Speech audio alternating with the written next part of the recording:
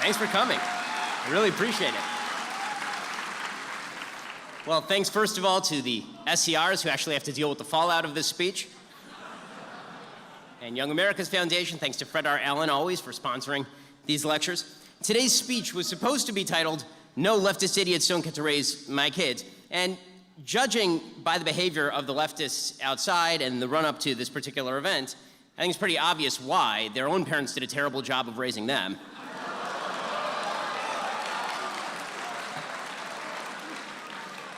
My favorite is that apparently there's some dolt out there walking around in a white sheet, to which I say, shout out to Governor Ralph Northam.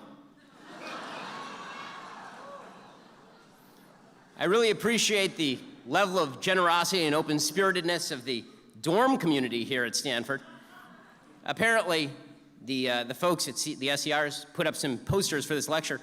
They were quickly removed, which is a real free speech problem if the administration does not do anything about it. And they're replaced by a letter from the Nordelpha staff. This is one of your dorms. Yeah, shout out to you guys too. It says, "Dear Nordelpha community, we, the Nordelpha staff, care about you, your feelings, your physical and emotional health. You matter and are welcome here in this space. We welcome and center the voices that some may wish to specifically marginalize and target. In that way, we support black people, people of color, non-binary folks, LGBTQIA folks, Muslims, and Jews. People from diverse backgrounds learning and flourishing together is what makes Stanford and Nordelpha special, particularly if they never have to hear anything they don't want to hear." That last part didn't write. "Thank you for being you. You are a star, and don't let anyone tell you you're not. Why, thank you too, Barney the dinosaur. Please reach out to any of us if you need to talk or need us to support you in any way." Honestly, if seeing a flyer requires psychological support, you needed psychological support before you saw the flyer.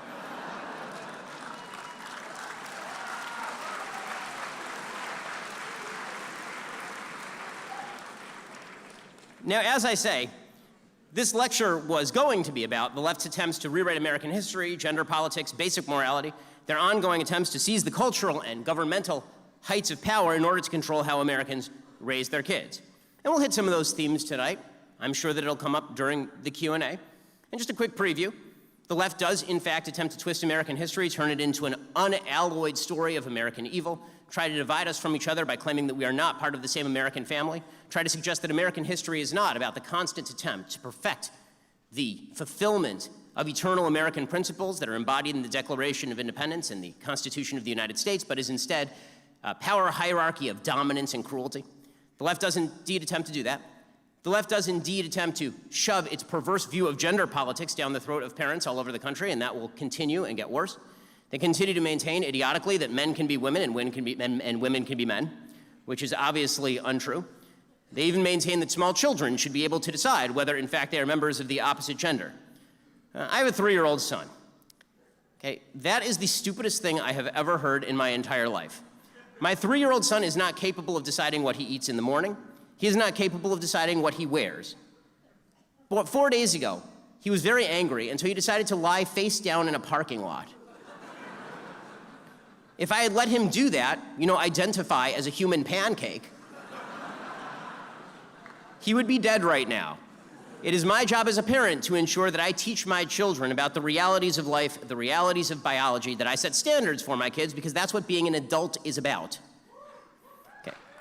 The left is also attempting to rewrite basic morality and basic law by suggesting that speech is violence and violent speech, and they are cramming that down on kids, which is why you have people protesting and suggesting that the very fact that I speak and say things that they don't like is some form of incitement or some form of violence.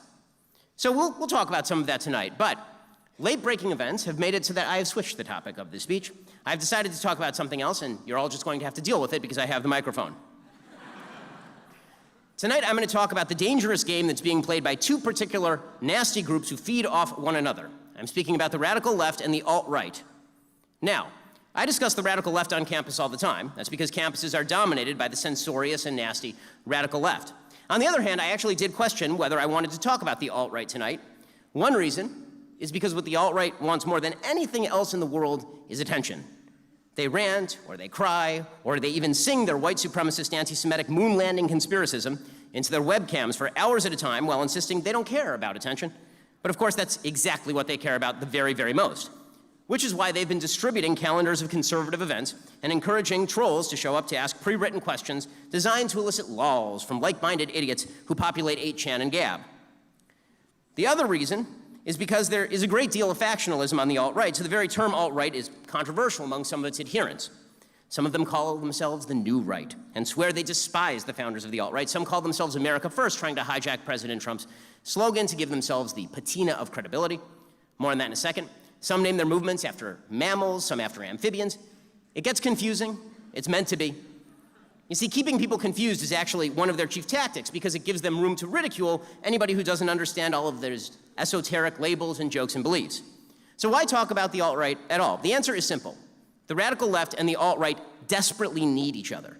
Need each other. They're playing a game in which the radical left seeks to delegitimize anybody who isn't on the radical left by lumping them in with the despicable alt-right, and in which the alt-right seeks to make common cause with anybody canceled by the radical left, specifically with supporters of President Trump who've been maligned falsely as evil by the radical left in order to artificially boost their alt-right numbers. These two goals are mutually reinforcing. Now, first, I want to just say, straight for the record, okay, the alt-right does not mean anybody who's an immigration restrictionist, or people who are pro-tariff, or people who are more isolationist on foreign policy. It's a very specific set of beliefs, and what you'll see the alt-right do is adopt the beliefs of some of these other movements in order to find cover for their actual belief system, which really is quite vile. So here is how this game works. Let's say that you're on the alt-right, whatever your preferred label. Okay, we'll just call you the alt-right for purposes of this conversation because that's what you are. Let's say, for example, that you're constantly talking about white civilization, a nonsensical term because civilization is not defined by color, but by history and culture and philosophy. But let's say that you say white civilization is under attack by multiracial hordes. Ooh. Let's say that you're antipathetic toward Jews, you're enraged by the liberties guaranteed by the Constitution of the United States. Let's say you spend your days ranting about how conservatives and traditional classical liberals, you know, the sole protective force in America against the radical left, haven't conserved anything. You say that America is not a propositional or a creedal nation, even though the nation's founding literally begins with the words, "We hold these truths to be self-evident, that all men are created equal, that they are endowed by their Creator with certain unalienable rights." Let's say that you cite Christianity as the basis of your values, but you're more likely to quote Nietzsche than Christ. Let's say that you constantly lament the decline of our fundamental institutions, but you don't belong to a church, you don't belong to a bowling league, you don't belong to the Lions Club, you don't belong to the Rotary Club, you don't own a home, you don't have a grown-up job, you probably aren't married, you probably aren't a parent. Let's say that your greatest achievement in life isn't family, kids, church, community, but that you once made a semi-ironic meme that 7 other people like you upvoted on Telegram. Turns out not all that many Americans agree with you. After all, your agenda is pretty disgusting. You also happen to have the unfortunate habit of saying really disgusting things when you think other people aren't listening. For example, your thought leaders, your self-proclaimed lead influencers, will say they're not on the same page as white supremacist Richard Spencer, but then they'll go on Facebook and post about the Charlottesville white supremacist rally, quote, "The rootless transnational elite know that a tidal wave of white identity is coming, and they know that once the word gets out, they will not be able to stop us. The fire rises." Really hiding the ball there, are you? Let's say that your self-proclaimed lead influencer has compared Alex Jones's ban from social media, a ban, by the way, which I opposed publicly, to a modern Kristallnacht and the beginning of a white Holocaust. But when it comes to the Holocaust itself, you have some questions. You do. Right? Those questions are questions like this. This is a direct quote from a lead influencer in the alt-right. Matt says, "If I take 1 hour to cook a batch of cookies and Cookie Monster has 15 ovens working 24 hours a day, every day for 5 years, how long does it take Cookie Monster to make 6 million batches of cookies?" I don't know, that's a good question. No, that doesn't sound really correct to me. Wait a second, it takes 1 hour to build a batch of cookies and you have 15 ovens, probably in 4 different kitchens, right, doing 24 hours a day for 5 years? How long would it take to get to 6 million? I don't know, it certainly wouldn't be 5 years, right? The math doesn't seem to add up there. None of it really adds up, none of it really makes sense. This crazy cookie analogy, 6 million cookies? Nah, I don't buy it. That's all irony. I'm an irony bro. That's all irony. And this is the kind of stuff some of these folks are saying. For the record, by the way, just so the facts are on the record, according to Henrik Tauber, a member of the Sonder Commando who worked in several of Birkenau's gas chambers, quote, "We worked in 2 shifts, a day shift and a night shift. On average, we incinerated 2,500 bodies a day. The procedure was to put the first body with the feet toward the muffle, back down and face up. Then a second body was placed on top, again face up, but head toward the muffle. We had to work fast. The bodies put in first soon started to burn. Their arms and legs rose up." Women's bodies burn much better and more quickly than those of men. For this reason, when a charge was burning badly, we would introduce a woman's body to accelerate the combustion, unquote. But maybe he was just being ironic, bro. In fact, it seems like some members of the alt-right, they have a pretty large problem with Jews generally. They'll tweet things like, quote, so-called Jewish values tend to favor liberal and internationalist positions like abortion, foreign intervention, multiculturalism, homosexuality, and mass immigration. Some of you will say that you're hurt in your daily existence by Jews. You've suggested that a religious Catholic who writes for my website, a guy named Matt Walsh, is a, quote, Shabbos Goy race traitor who's throwing his own people under the bus and hates white people. In fact, Walsh is, according to you, an F word, that would be for gay people, P word, as in female genitalia, race traitor who works for the Jews. What prompted that outburst, by the way, on the part of this alt-right lead influencer? The fact that my friend, Matt Walsh, said that the El Paso racist shooter should be publicly executed in brutal fashion. Also, it turns out, lead influencers in the alt-right not so fond of black people either. One particular lead influencer, when asked if having sex with a dog is the same thing as having sex with a black man, said, quote, they would both be degenerate. Really, really classy people. So, when you believe all these garbage things, and you've said all these garbage things, and you are in fact a garbage human being, when your views are obviously white supremacist garbage, what do? You take 4 steps in order to legitimize yourself. Step number 1, the Trump gambit. First, you declare your allegiance to President Trump, and declare that you're not really alt-right, even though you obviously are. You show up to lectures wearing a MAGA hat in order to get the media to cover it, and in order to demonstrate that you are truly a representative of the 63 million Trump voters. You call yourself America First, hijacking Trump's slogan, but what you actually mean is white Americans first. The media eat it up because the media love nothing better than, of course, lumping Trump in with particularly this group. You don't have to take my word for it. You can just ask Andrew Anglin, the neo-Nazi who runs the Daily Stormer. He posted a calendar of events for alt-righters to attend and attack, including this particular event. And he wrote last week, quote, I think basically we've got a model going forward that is going to work. If we get questions, we'll take questions, but simply being there and heckling in the audience relentlessly is extremely effective. And you can meet other like-minded people there this way as well. Remember, we're all good optics, American nationalists now. Longtime readers will remember this is something I pushed very hard while others were dressing up in neo-Nazi costumes. And by talking about these issues instead of saying, gas the kikes or whatever, we are more or less immune to being fired or kicked out of school if doxxed. You just, if somebody calls you alt-right, you say, no, of course I'm not an alt-right, neo-Nazi, racist, white supremacist. I'm just an America First nationalist and a MAGA supporter. Now, this is a clever tactic. It is. Donald Trump is many things. He is not a white supremacist, and he is not an anti-Semite. His daughter is an Orthodox Jew, so is his son-in-law, so are all of his policy advisors, or at least many of his policy advisors with regard to the Middle East.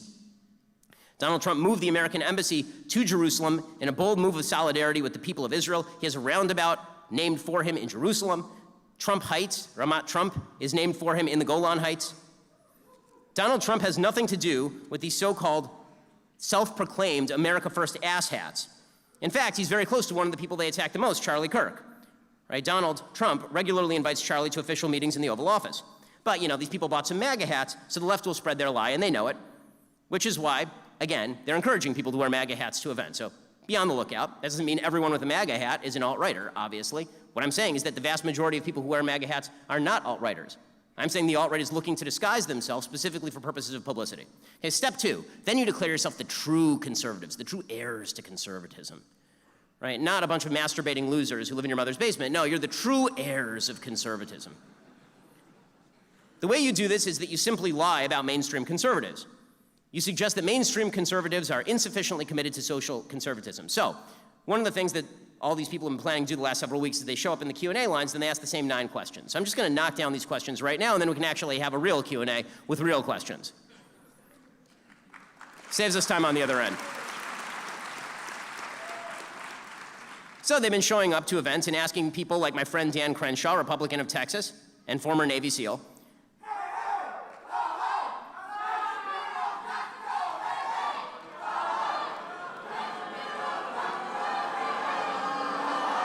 A question, guys, it's okay, it's okay. I have one question. Are you protesting the part where I'm condemning the Nazis? Like, you hear what I'm doing right now. Do you have ears? I'm literally condemning Nazis, and you're telling me to leave. Do you hear yourselves?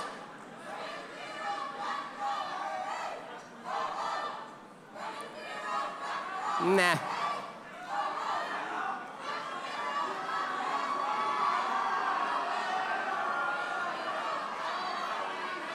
Adding to the public discourse.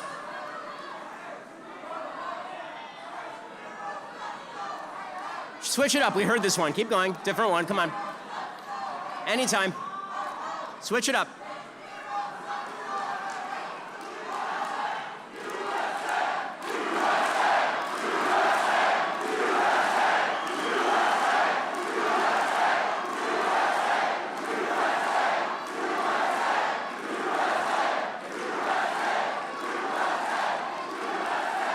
All right.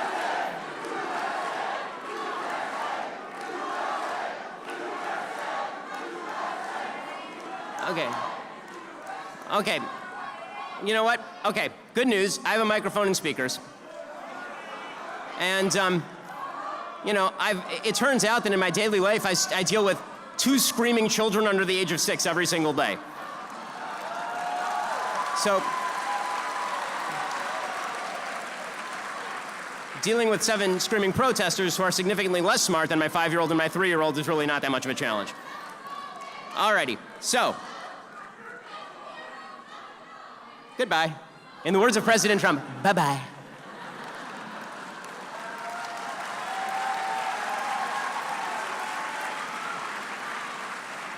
I gotta be honest with you, I'm extraordinarily puzzled. I'm standing up here bashing the living shit out of Nazis, and they're telling me I have to leave over it.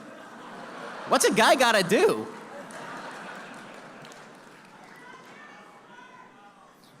Yeah, I noticed. Okay, so back to, we're gonna get rid of all these questions so we don't have to deal with them in the Q&A. So a lot of these alt-writers have been showing up at various events, and they've been asking questions like, how does anal sex help us win the culture war? Really, this is the thing they've been asking. I mean, I'm not sure how them masturbating to pictures of frogs helps win the culture war either, but the purpose is to simultaneously pose as edgy and also to preserve your ability to say that you were joking, but the goal is really to suggest that if you oppose the alt-right, you're in favor of destroying the traditional family, which is ridiculous. Now, the actual answer, the non-snarky answer to this ridiculous question, is that criminalizing consensual activity without externalities is by definition losing the culture war. Okay, what helps America win the culture war is freedom and liberty and the government not being involved in your life.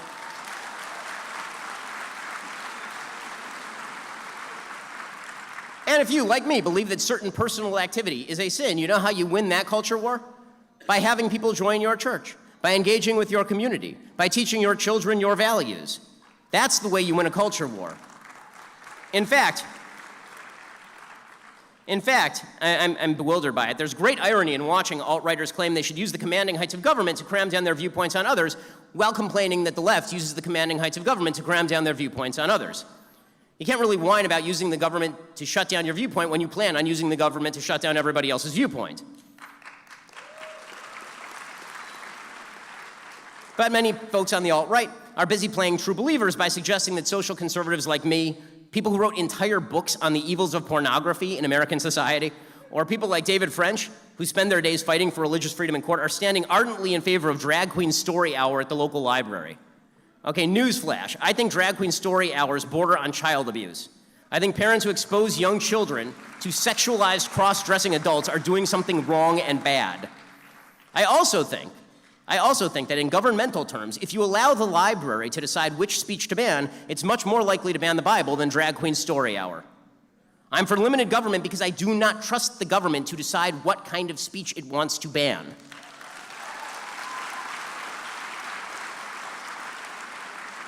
Okay, so now I'm going to knock down a few of their Q&A questions about me personally. We can go through these real quick because I don't really care about them. First, they claim that I hate Jesus. Okay, I'm a Jew. I don't believe in Jesus. I don't mean to be facetious about this, but like this is obvious that I don't believe that Jesus is the Messiah. You see, like I have a hat. It says the whole thing, like truly. With that said, I'm really, really glad that Christians do. Like really glad that Christians do. I mean actual Christians, not the fake Christians who quote Nietzsche but don't know anything about the Gospel of John. I mean the kind who go to church and seek God's grace and love their neighbors.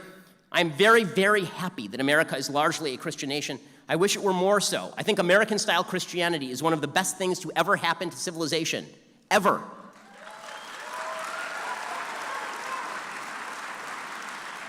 My best friend and business partner is a lay minister. I employ tons of Christians. I've given them the freedom and the platform to share their faith. I've written one of the best-selling conservative books of all time that basically calls for more conservatives to go back to church and argues for the value of biblical religion.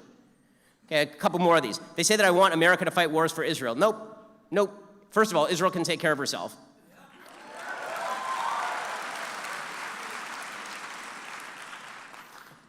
They say that I'm a chicken hawk. I want to send our boys to die, but I won't fight myself. Okay, reality. People who join the military are braver than I. They've sacrificed more than I. That is a fact.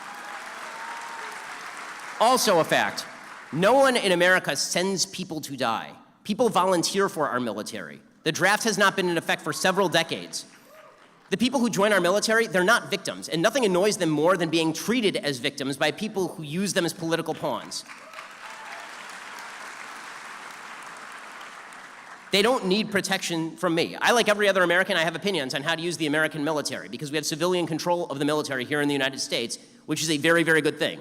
But suggesting that anybody who doesn't serve in the military can't have an opinion about the use of the military is like suggesting that anybody who is not a police officer can't have opinions about how the police ought to be used. By the way, our soldiers don't need the victimology, the sort of patting on the back of a bunch of weak, effeminate losers who live in mom's basement. They are protecting you. They are stronger than you. Okay, other ones. I attacked the Covington kids. I mean, this one is so absurd. I literally was on the phone with the Covington. I know them personally. I was on the phone with them nearly every night, guiding them in the media and through legal strategy. Okay, I haven't revealed that publicly until now, but now that this accusation is out there, I may as well say it. You can call them, you can ask them. Okay, they also suggest, these folks, that I didn't defend so-and-so when they were banned from social media. That's probably a lie. I've basically defended everyone from being banned from social media, including people who have targeted me and created risk threats for me. Okay, another one they like, that I'm a grifter, right, that I make money. Welcome to America. We have lots of sponsors. I'm very grateful for my sponsors. And I'm not going to apologize for the fact that I offer my sponsors a way to reach my audience. I'm very proud of them. I think their products are good. That's why I talk about them. And if it makes me money at the same time, great. I'm out to make money. I like money. Congratulations, it's a free market economy.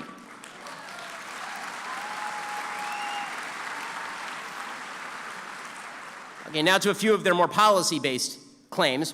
When you aren't lying about me or Matt Walsh or Charlie Kirk or David French or Dan Crenshaw, these folks are busy playing defender of the realm by suggesting that all immigration be shut down on the basis of race.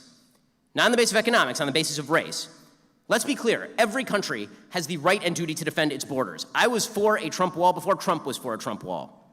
But legal immigration has been overall, not always, but overall, a massive boon to the United States. In periods in which it is not, that's because government has basically failed to take into account economic, education, and cultural status of new immigrants. The government should take all those factors into account. Again, economic, educational, and cultural status, all of that should be taken into account. And then we should welcome new immigrants who benefit the United States. This is all very logical. By the way, I'm confused by the idea that we should not be attempting to create a brain drain to the United States by drawing immigrants who are highly qualified here. If you're America first, why don't you want more smart, principled people coming into the United States to make us stronger and simultaneously drain other countries?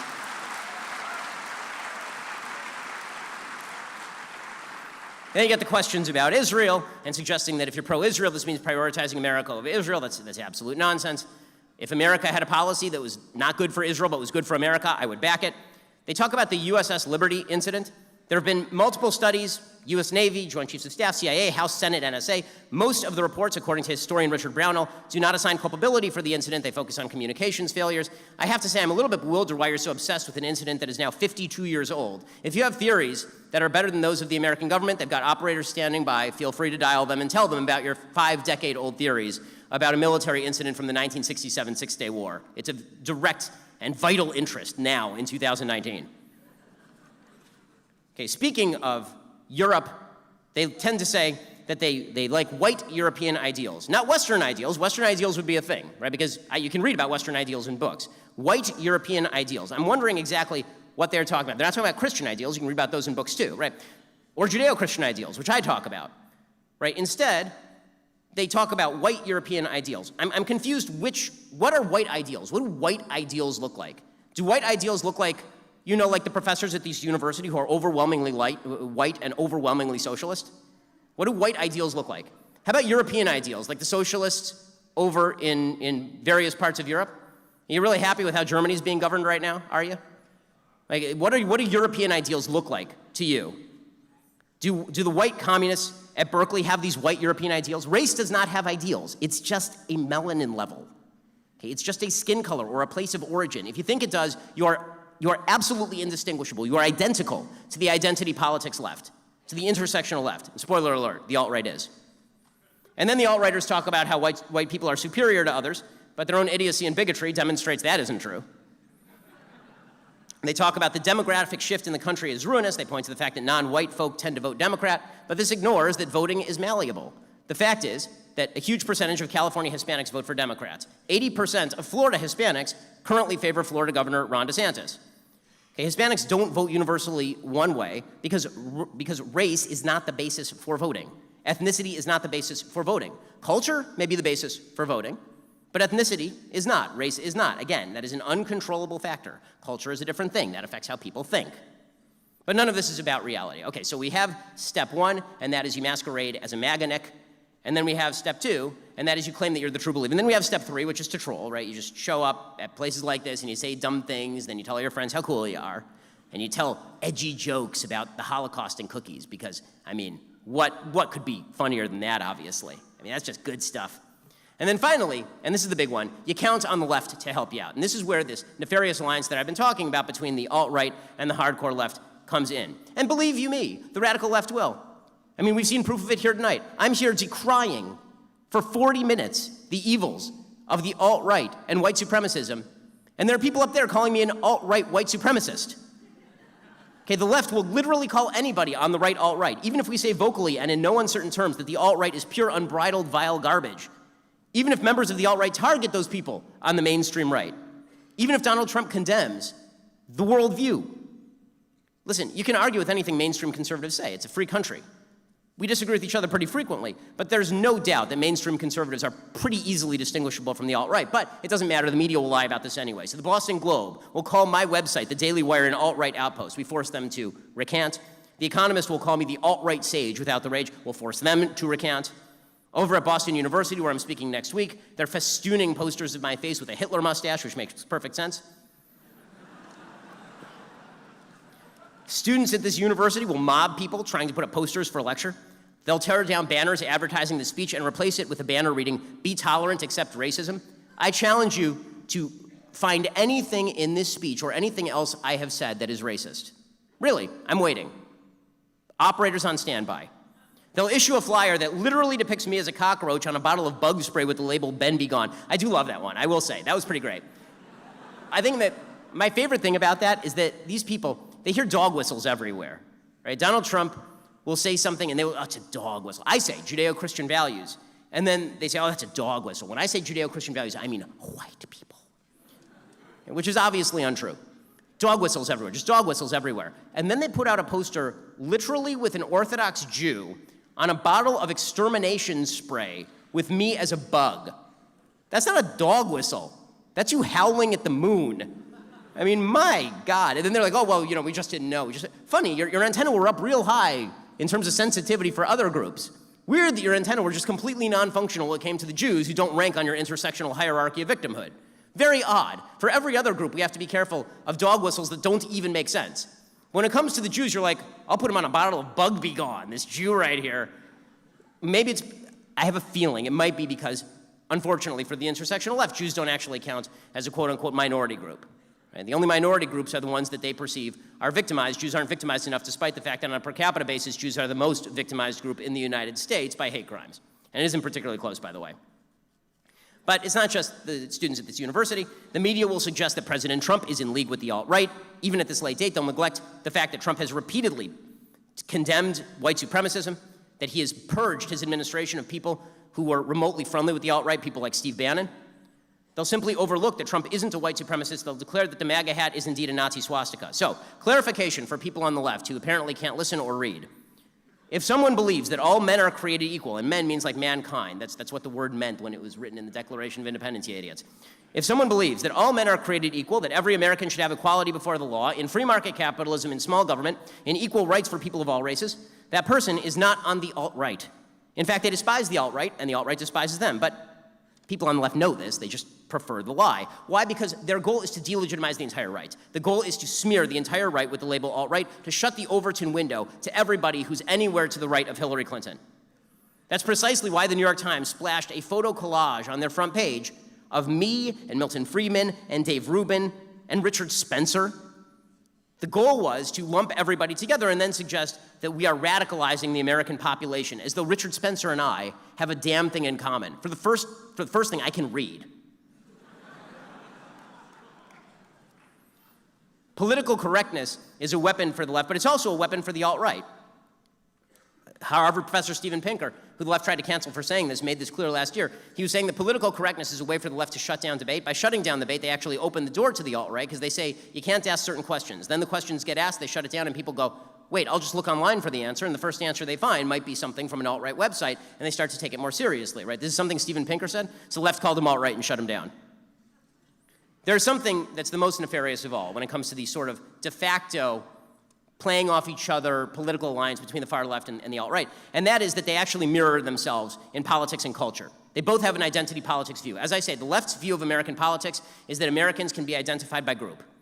Americans are black or Hispanic or white or green or Jewish or lesbian, or in the best of all possible worlds, a half Native American, half black, little person who is gender fluid.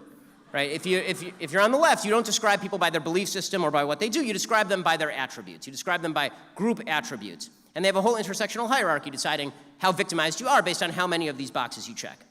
The only difference between the left and the alt-right is that they reverse the hierarchy, meaning that the left thinks that hierarchy is bad, right? They create this hierarchy where white people are the most powerful, and then progressively you go all the way down to the bottom and you get to the LGBT people, and those are the people who are the least powerful according to this hierarchy. And they say that hierarchy is bad, we should just flip the hierarchy. And then you have the alt-right, and they say, no, no, no, the hierarchy is good, and we should keep the hierarchy the way that it is. And then there's all the rest of us who are like, what hierarchy? There shouldn't be a hierarchy. What the hell are you talking about? We're individuals. We live in a free country.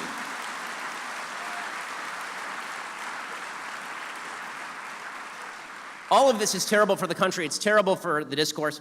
We should be able to ask tough questions and answer them. We should. We should be able to have conversations. And we should also be able to see the difference between good, fact-based, rational answers and identity politics bullshit pandering, which is a specialty, unfortunately, of both the radical left and the alt-right. But the left won't have the conversation. The alt-right really doesn't want to either. They prefer memeing and trolling and all the rest. So here I am, stuck in the middle with you.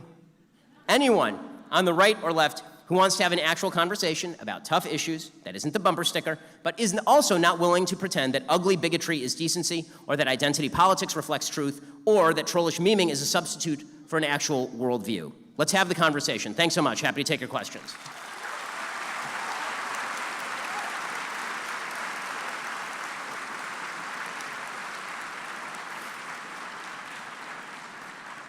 Thank you, everyone. It's time to start the question and answer period. If you'd like to ask a question, please walk around to the back of the hall, back of the house. Stand behind the pink line by the usher, and he will guide you up to ask a question. Everyone gets a maximum of one question.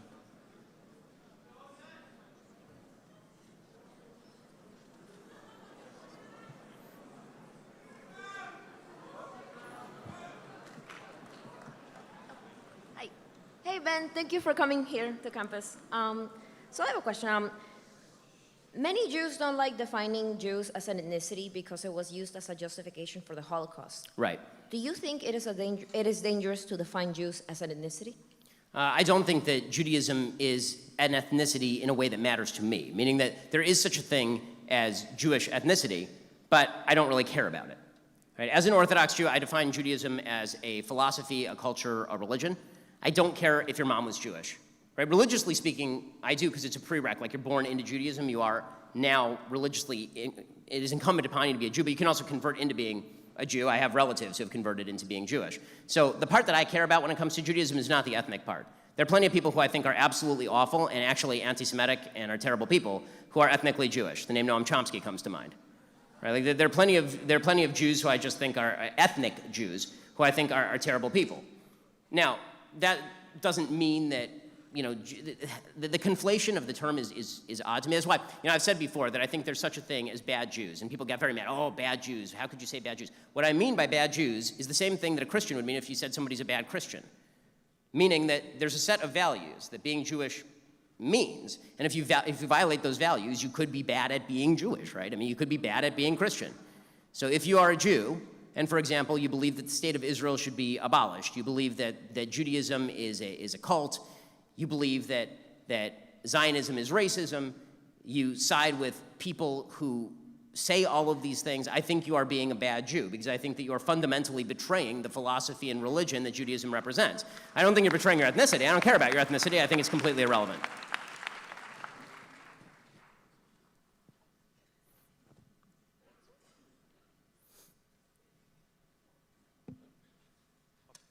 Hi, Ben.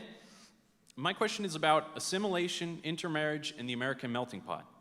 A common critique of immigrants to the US is that they don't want to assimilate, but rather preserve their status as a separate ethnicity, culture, religion, or nationality within the US. Some parents may teach their kids to only marry within their identity subgroup. To me, that's not consistent with judging people on the content of their character, which I stipulate is a fundamental American value. I acknowledge that shared values are important for a successful marriage, and people have the right to marry whoever they want. Nevertheless, I think teaching one's children to self-segregate in marriage, there's something un-American about that. What do you think? So I disagree in the sense that I agree with the one statement you made, which is that shared values are key to a solid marriage, and shared religious values are very key to a solid marriage. How are you going to bring up your kids? Are you going to religions conflict, for example?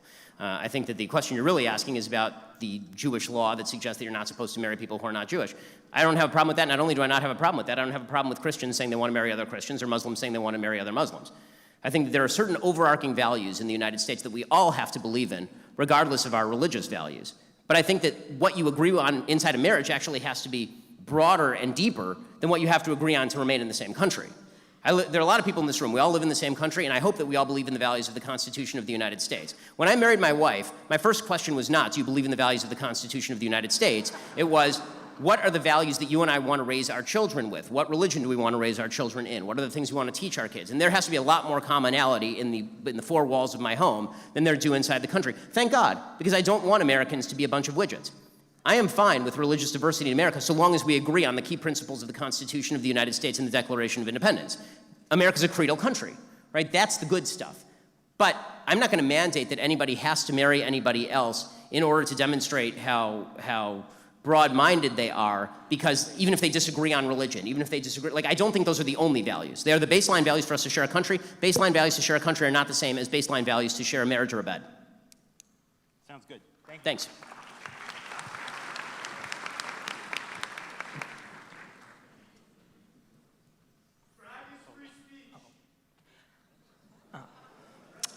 Hi.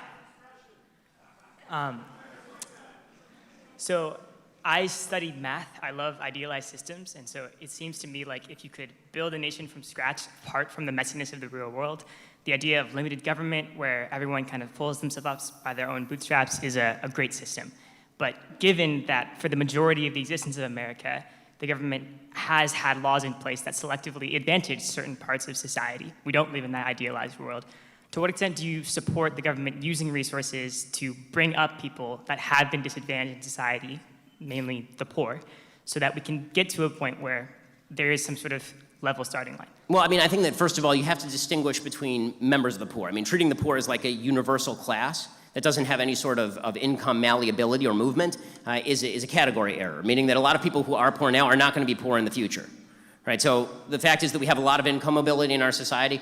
And I remember a time when I was earning a fraction of what I make now. Thank God, I'm sure there will be a point in the future when I'm canceled where I'll make a fraction of what I'm making now.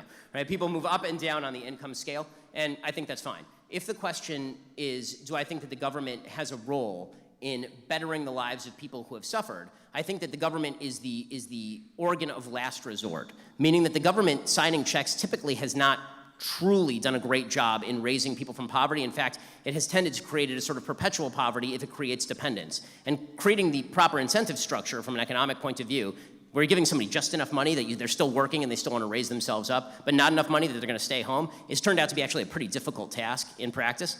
The Republicans have tried to do this, I think, in the past by adding work requirements for welfare, for example. But on a general level, my preferred method is that if you are experiencing financial difficulty, this is why I rely so heavily on social fabric, right? I've talked a lot about family, I've talked a lot about community and religious community. First you go to family, then you go to religious community, or whatever community you're a part of, then you go to local government, then you go to state government, then you go to the feds, right? Meaning that there should be this sort of movement all the way along the line. I think that unfortunately in the United States we've reversed that, and we've said, okay, the option of first resort is to go to the federal government, and the option of second resort is to go to the state government, and at no point do you look to yourself or to your neighbors. And we've seen payments in cash form or in the form of benefits as entitlements, and I don't think anybody is entitled to anything. I don't think you're entitled to that stuff simply by virtue of living in America. I think that you should feel a feeling of debt for whatever you happen to receive in the mail from other taxpayers who are footing the bill for that, or future generations who are. So the role of government should be minimal at best. You're right that there are going to be certain circumstances where the government does have to step in. I would prefer that it's local government because smaller communities have greater interest in the people who live in those communities. I care a lot more about people who live in my city than I do about people who don't live in my city. I know the people in my city. I don't know the people who don't live in my city. You know, so I think that this is particularly true when you're talking about people who suffer, who can't take care of themselves, legitimately can't take care of themselves. I'm talking about the severely mentally ill. I'm talking people who are severely disabled, right? People who are incredibly sick. Right? If you're talking about signing some sort of benefit check to those because everything else has fallen through, without creating an incentive structure such that the community is not incentivized to take care of them, that's something I could get on board with as a last resort, but I think the problem is we've seen it as a first resort. And so now it's a question of direction. Are we moving toward a smaller government or moving toward a bigger government? Is the problem not enough government benefits, or is the problem that government has stepped in and quashed the ability of private people to take care of each other in order to make society better, specifically for individual people, right? When somebody in my community is suffering, they go to my shul and they ask the rabbi for money, and then we all chip in. I mean, I'm a big believer in charity. I'm a big believer in people helping each other out. I think it's better for them. I think it's better for society than the government sucking enormous quantities of cash out of the system and then injecting it randomly as though they're putting filler in somebody's butt.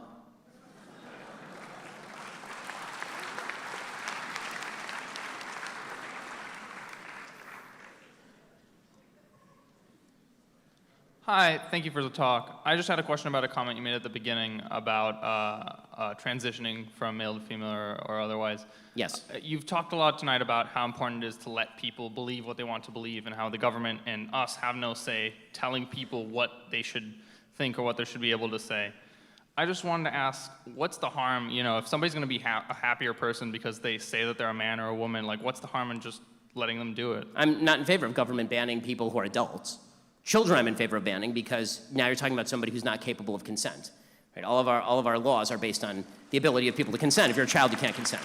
So I'm very much in favor of banning gender transition for kids. I think that it's frankly evil. I think you're making decisions for children who are not capable of making decisions for themselves that are permanent and have long-lasting, significant, and severe impact. As far as adults, if you're 25 and you want to get a sex change surgery and you feel like it's going to make you feel better, you have the right to do it. You do. Maybe it does, maybe it doesn't. I mean, the research on this stuff tends to be somewhat conflicting, but if it works for you, it works, right? It's a free country. Now, that's really not the question that's being asked in our society today, because I don't think there are that many people who are like, we want to ban gender surgery for a 30-year-old. I'm not seeing the campaign for that. What I am seeing is a campaign on the left that says that my child is going to be removed from my home 10 years from now if I don't agree with the left's view of how I should treat my child's gender confusion at age 4. I see the left suggesting that they want to fine me if I refuse to say that a man is a woman as a general proposition. Right? If I say that men and women are separate, then the left says this is discrimination. Or the left is going to suggest that it has no impact on my business if I employ a woman at Hooters and she shows up the next day as a man. Right? Like that does have an impact on my business, right? But the left would suggest, well, you know, you should sort of deal with it. Well, it turns out that gender does mean something, and it does have an actual meaning to people outside of you. I'm not going to go along with the general societal willingness to rewrite basic facets of human nature and human biology, and frankly, mammalian biology, in order to suggest that a delusion is true. Now, if the best thing for the person is for the person they can't change what they're thinking, there's no way for them to get out of it, they want to change their body so they feel that it is more in line with what they're thinking, more power to them, that's their problem. And as I've said before, by the way, I've said this 1,000 times and everybody on the left automatically ignores it, of course. I've said that if I were in a room with a transgender person having dinner with that person, I wouldn't go out of my way to call them by their biological sex. Because it's rude, right? I wouldn't do that if I were sitting right across from them. But if you're asking me in a public forum whether a man is a man and a woman is a woman, or asking me to call a man a woman in a public forum, the answer is no.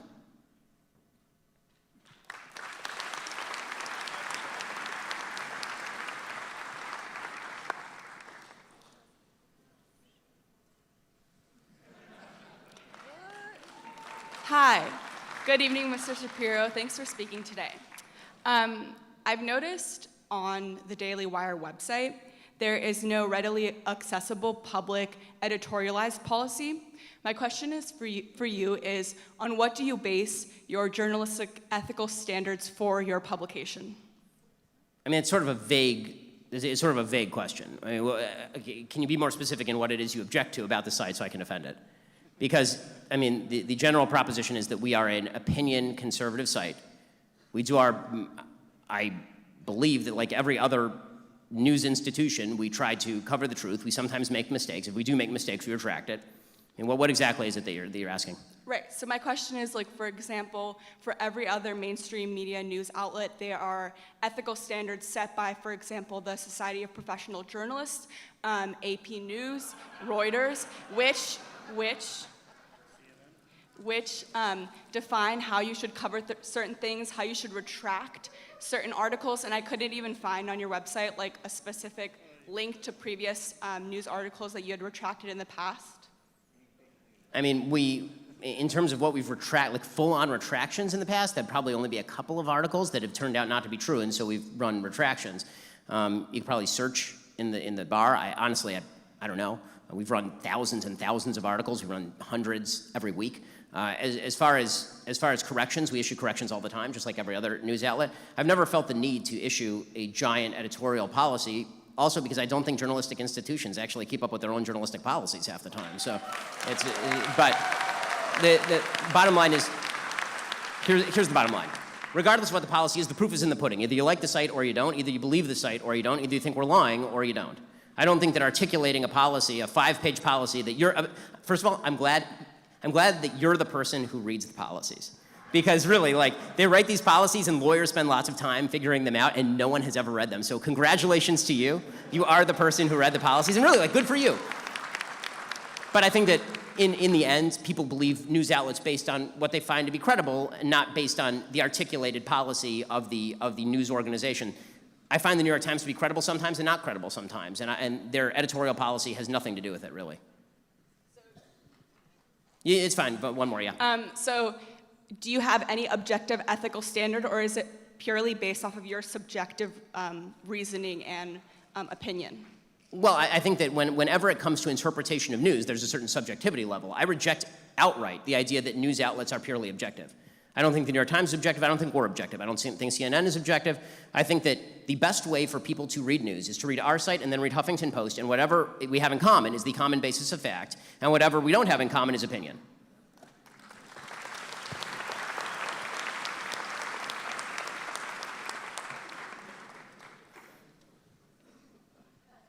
Hi, Ben. I'm Neil. I study CS at Stanford. I am a huge fan of yours. I watch you on YouTube all the time. I do lean left, however, so I disagree with you on some issues. First of all, okay, quick, can we have a show of hands? People who are liberal to left in the audience, people who disagree with what I say, can you raise your hands, please? Thank you for coming.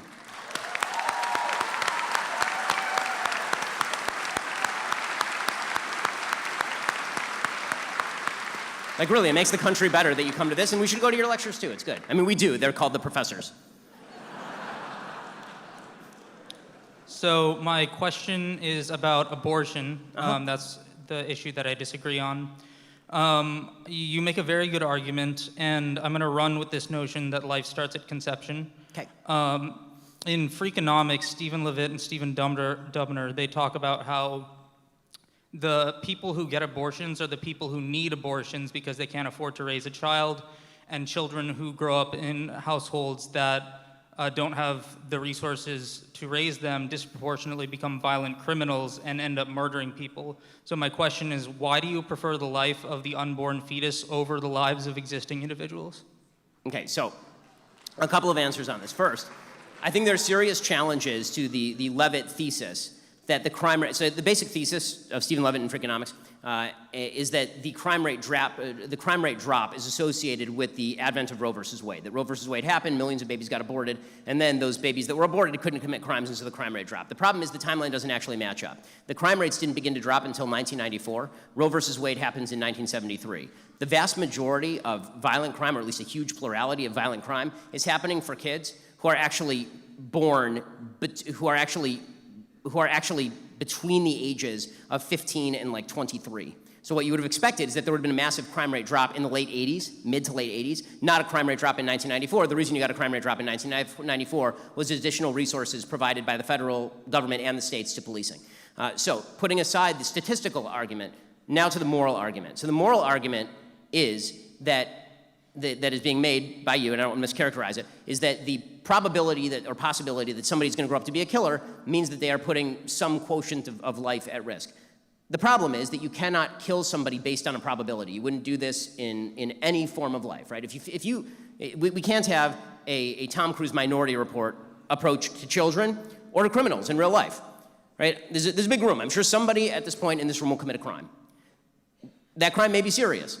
That doesn't mean that if I just killed everyone in the room, I've now prohibited the crime. Or if I killed the one person in the room who I think is most likely to commit the crime, it's not you, don't worry, that if I killed that one person, that would be okay. Because again, I'm making a forejudgment about behavior that has not yet occurred.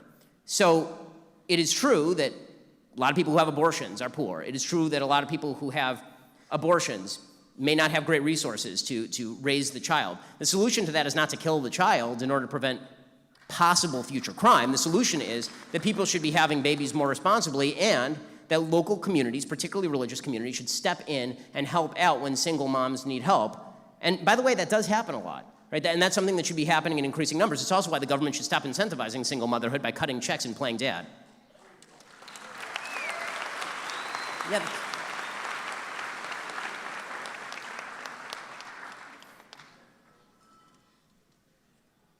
Hi, Ben. I'd like to ask a question about identity politics. Sure. So, to establish credibility, I guess, I'm a little brown, first-generation American, immigrant and LGBT activist. I'm also conservative.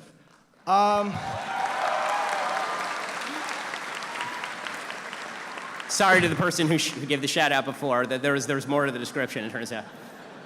I believe we can be friends with people we disagree with. But as a result of this combination of identities, I've been called a bigot, a race traitor, I've been mocked, and all this kind of stuff, which kind of led me to become a closet conservative. Mm-hmm.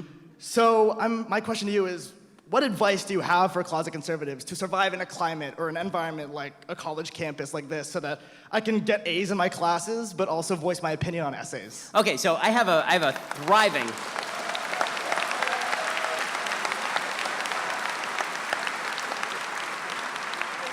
So first of all, as you can see from the people in the crowd, thank you for being somebody who doesn't identify by your identity groups, but more identifies by the things that you believe. I think that that's very important. Beyond that, the best way to get by, so I have a thriving debate with my friend Dennis Prager on this. So Dennis, who hasn't been in college in a while, he thinks that you should just say whatever you want. You should say it clearly and publicly in front of professors, and if you get the C, you've stood up for principle. And I think this is silly. So what I have always suggested is that the means must be tailored to meet the ends. In class, you're not there to mouth off, you're there to get the A and move on to whatever grad school you want to go to. Right? I mean, that's what you're there for. And if you're writing in blue books, anonymity provides you with a certain amount of protection. And what that means really is that you can speak out as much as you want in many cases in the class, and then if you write in the blue book, you can write what the teacher wants to hear and get the A. That was my plan at UCLA. So in class, I was Frederick Hayek, I was Milton Friedman, I was Thomas Sowell, and then in my blue books, I was Bernie Sanders. And it worked out great, right? I mean, like, and it's not immoral, because the truth is that the professors are not testing you on your actual thoughts, right? The professors very often are testing you on how well you parrot back to them their thoughts. And so, all right, fine, if that's the game, then I can play the game, but I'm not gonna sacrifice my future career and earnings simply to make a point to a professor who's more than happy to lower my grade in order to punish me. So I think a little practicality goes a long way, but you should speak out when you can. The question is, when can you? Thanks.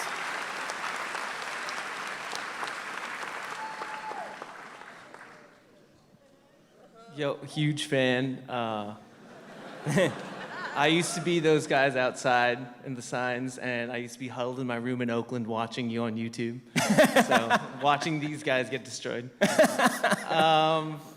So one of my question is, have you been keeping up with what's going on with Roger Stone, and what your thoughts on maybe some of the jurors or the judge that might be going against him? So to be honest with you, I haven't followed. Also, Epstein didn't kill himself.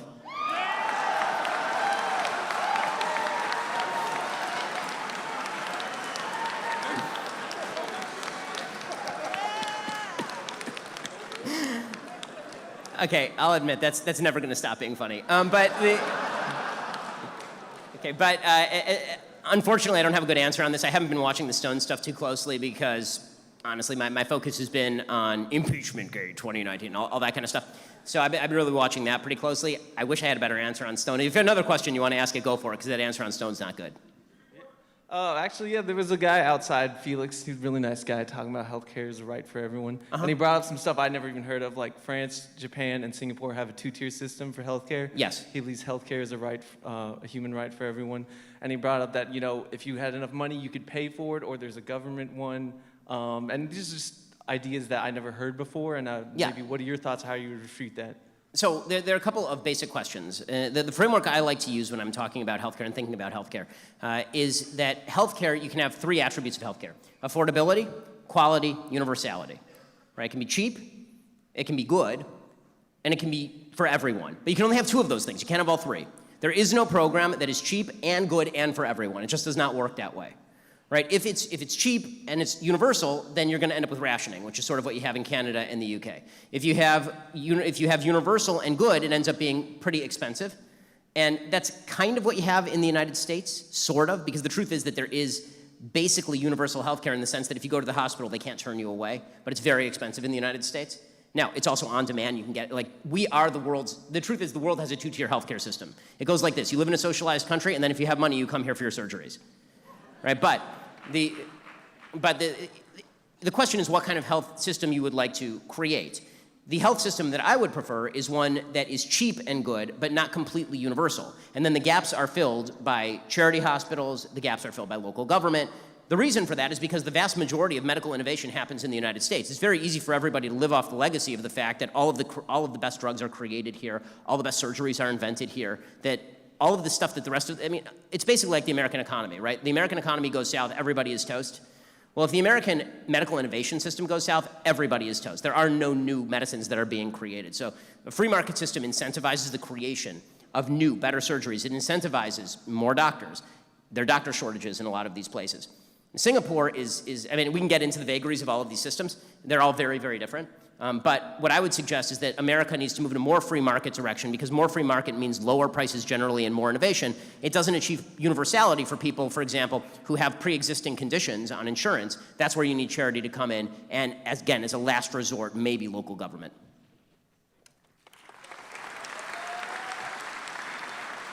This will be the last question. Hi, thank you very much for the talk and for speaking to us today. My question is about how often in your videos and articles you talk about America being the best country in the world, and I'm wondering whether that contradicts your belief in both economic freedom and the right to life for the unborn, because based on indices I've seen for economic freedom, for example, America is, I think, 17th on Cato Institute's Index of Freedom, 12th for Heritage Foundation's Economic Freedom Index. And for right to life for the unborn, it's, I think, one of only 7 countries that permits third trimester abortions. So how would you give like a factual defense for America being not just one of the best, but the best country in the world? Sure. Okay, so here's how I would put it. The best baseball team in baseball is the Washington Nationals. They won the World Series, okay? That does not mean that every player on their team is the best at his position. Right? The United States is the best overall. If you could choose anywhere in the world to grow up, to have a chance at success, the United States would be the place. We have the most robust economy. We have freedoms that you don't have in other places in the world: freedom of speech, freedom of religion, freedom of assembly. We have constitutional freedoms guaranteed. Right? All of these things are wondrous things that not only are unique, but also undergird the rest of Western civilization. I mean, again, as the United States falls, so does everybody else. That does not mean that I think that our generalized abortion policy is the best on earth, nor does it mean I think that our generalized tax policy is the best on earth. Now, it is also true that the Economic Freedom Index, very often, like that particular study, tends to deal with regulatory climate. The United States' regulatory climate, with regard to foreign investment, for example, is weak and needs to be strengthened. That's why we all are looking to make it better. Right? America can get better in a variety of ways. But what I mean by that is America is the least racist country on earth. It is the place with the most opportunity on earth. It has done the most good for the most people in America and around the globe. America is the most rights-based country on earth. It has the best creed that has ever been created by man in the history of man. It seems like a pretty good start. Well, thank you so much. I really appreciate it. Thanks for coming out.